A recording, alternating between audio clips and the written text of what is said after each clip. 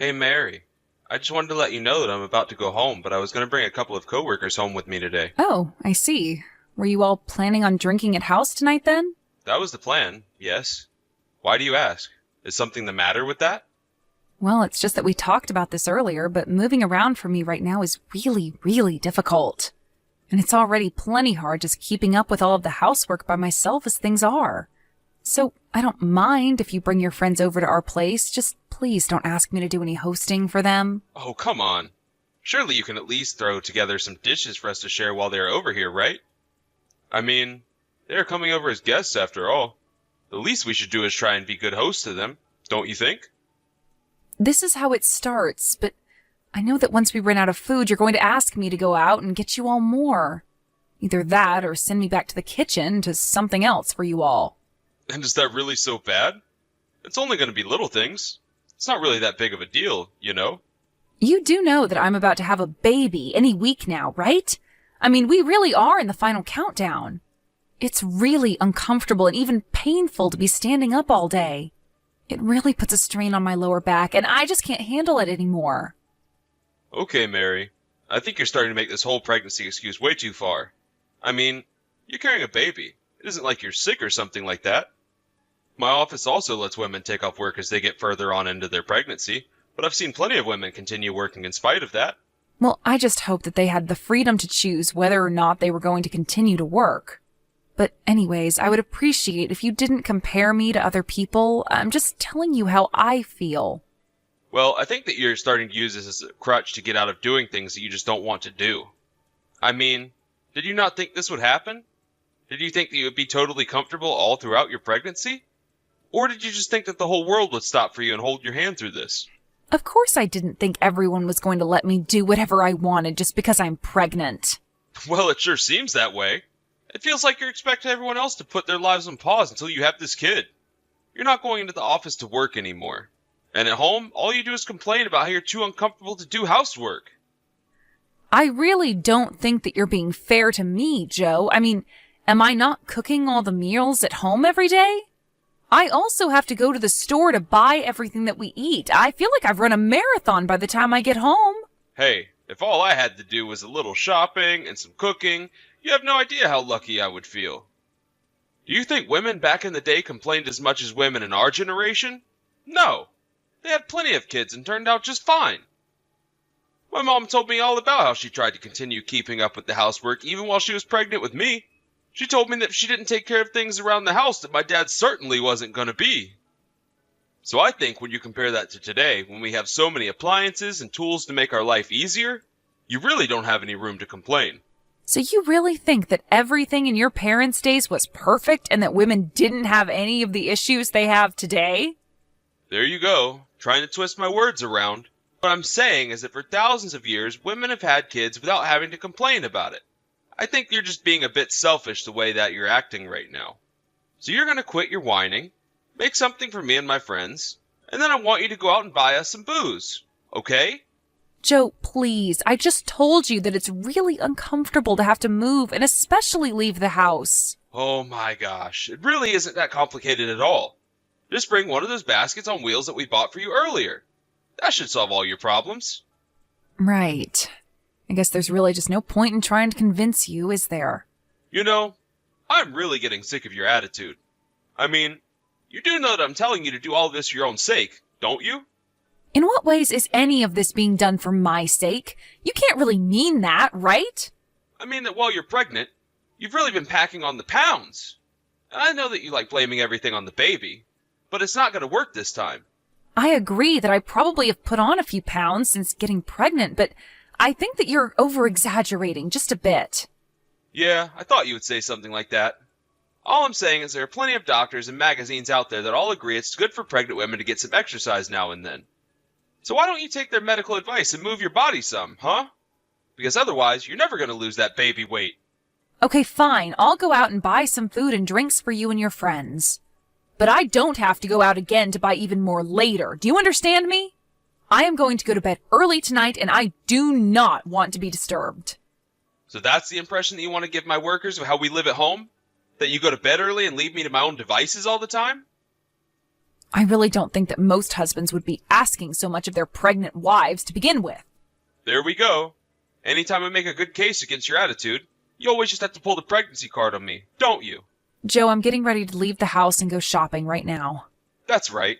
You better go and do that before I get even more upset with you. And don't forget about something for us all to eat when you get back home, too. I know I said something small would work, but you're still cooking for 3 grown men.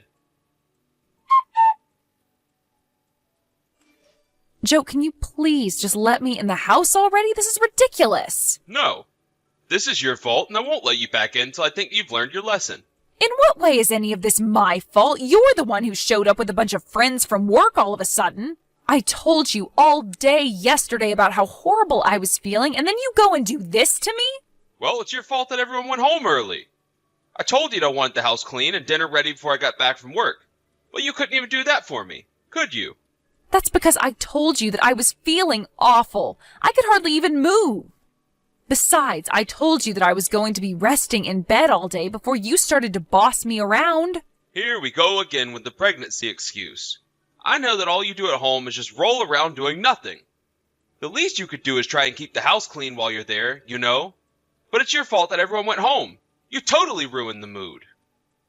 Look, Joe, I told you that if you bring your friends over to drink, that I don't mind them staying here late into the night. I mean, you do realize that I'm supposed to be having this baby in just a couple of weeks, don't you? And just what does that have to do with me, huh? Did you really just ask that? Do you really think this baby has nothing to do with you? I just mean that you're always complaining about being too tired, but you always seem to have the energy to argue with me. It sounds to me like you're nothing but a faker. I bet you feel fine and you're just upset that you won't be able to milk this in a couple of weeks. I really don't even know what to say to that. I just really hope that you don't actually think that's what's happening. You know, I never took you for the kind of person to act this way before I got pregnant. You realize that we made the baby I'm carrying, right? I had hoped that you would have wanted more to do with the pregnancy, but all you've done is boss me around and make me feel like a burden for carrying our child. I know that you probably can't ever imagine what I'm going through, but there are some nights I'm too uncomfortable to even sleep. So that's your problem? You can't get enough sleep?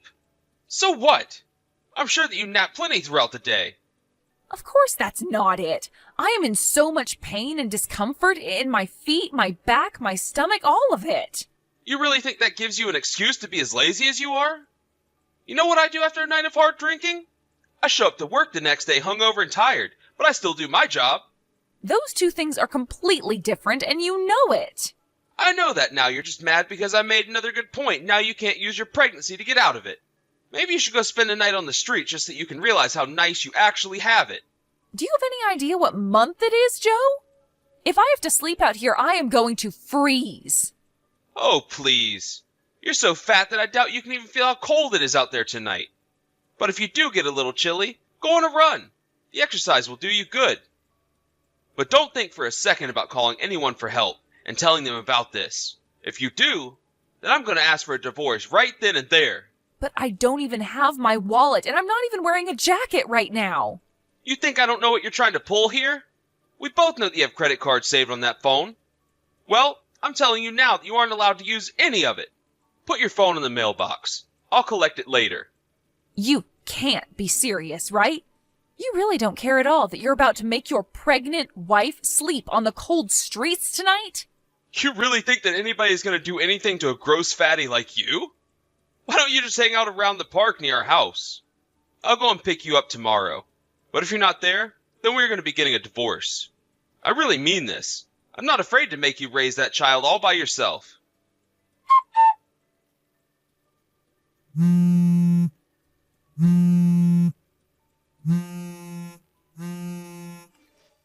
Hey, pick up the phone right now, you creep. I mean it. I don't wanna. You can't make me take your call. This is no time for you to be acting this way, Joe. But you've been messaging me all day. I don't want to talk to you if you're just going to yell at me. Just answer the phone right now. I am serious. You're an adult, Joe. Stop acting like this. You think I want to hear your terrible voice the first thing in the morning? Do you have any idea just how hungover I am? You're hungover? Well, that just makes all of this that much worse. Do you know that? How dare you talk to your older brother like this, Maggie? You need to show me some respect. Maybe I will when you earn it. The only thing I really wanted to tell you was to come to our parents' place right away. And just why would I want to drive all the way over there, huh? Are Mom and Dad dying? Did someone have a heart attack or something? What happened is that you kicked your pregnant wife out on the cold streets, and now we're all here apologizing to her. Wait, what? What do you mean? Mary is there with you all? I mean, I still can't believe that you would really do something like this. Don't you know that Mary is already 9 months pregnant? You're just awful, Joe. Oh, please. I'm not the bad guy in this at all. You can't let Mary fool you with her crocodile tears. Mary's always using being pregnant as an excuse to do whatever she wants. I was just teaching her a lesson that it wasn't going to work forever. Mary told me that you were complaining to her because you didn't think she was cleaning the house well enough. Not only that, she told me that you kept bringing over colleagues to have parties at home with. Wait a second. How did you even find out that I kicked Mary out? I mean, I took her phone and wallet and everything. Don't tell me that she walked all the way to Mom and Dad's or something. That would be impossible. Although if she did, it would only prove that she was lying about how discomfortable she was. You really are an idiot. Do you know that? Do you really think that someone in Mary's condition would make it all the way here by herself? Actually, a police officer saw Mary sitting all alone in the park shivering. Wait, you mean the cops brought her to you? Well, they were wondering what a pregnant woman was doing in a place like that so late at night. At first, they offered to take her back to your house, but Mary insisted that she couldn't go back, so she asked him to take her here instead. And so that's how she got all the way to Mom and Dad's house? That's right. And that's why I've been trying to get a hold of you since this morning. Oh, shoot. Then did Mary's parents know about this too? I bet they're really pissed. Has anything else happened? You really are the worst. Do you know that? You're only concerned about how any of this affects you, aren't you? Well, duh. Have you met Mary's parents? They're really, really scary. You'd think they'd be nice to me for taking care of their cow of a daughter, though. Joe, do you really not know where Mary's dad works? He's just some old fool who works in a factory or something like that, right? I remember one time we went over to their house and he said something like that. Joe, Mary's dad is one of the senior managers of his company. He only goes to factories to supervise them and make sure company policies are being implemented. Wait. That can't be right. He's just some grunt on the assembly line, isn't he? There's no way that old fool is anyone important anywhere for anything. Then I guess you also didn't know that he's the company representative in charge of making deals with your company. You mean that my company is nice enough to give his company contracts for work? You have it backwards, Joe. His company is much larger and only deals with your company because of shared history with the past company presidents. Wait, you mean his company is the bigger one? That's right. I think you screwed this up big time, Joe. And you are going to have to pay the price this time. It wasn't long after that when Mary's lawyers reached out to Joe to tell him that she wanted a divorce. He tried to beg her to stop and explain that this was all a big accident, but Mary knew that he was only saying that because he realized who her father was. Mary's father had a very long talk with some of the higher-ups on Joe's office, who, in turn, talked to him about the consequences of his actions. The results were a very smooth divorce process for Mary and Joe. It turns out that Joe's attitude at work wasn't much better than his attitude at home. He was always showing up to work hungover, even still slightly drunk sometimes. Some employees even stepped forward and said that Joe had harassed them into going into his house to drink. They felt like they couldn't say no without pissing off someone who was their superior. That being said, they also reported on how they say Joe treated Mary at home. The results were a heavy demotion and pay cut for Joe. Honestly, there was very little difference between what they did and firing him. Now Joe works in the boiler room, which holds the company archives. He spends all day filing and organizing documents that haven't seen the light of day in decades.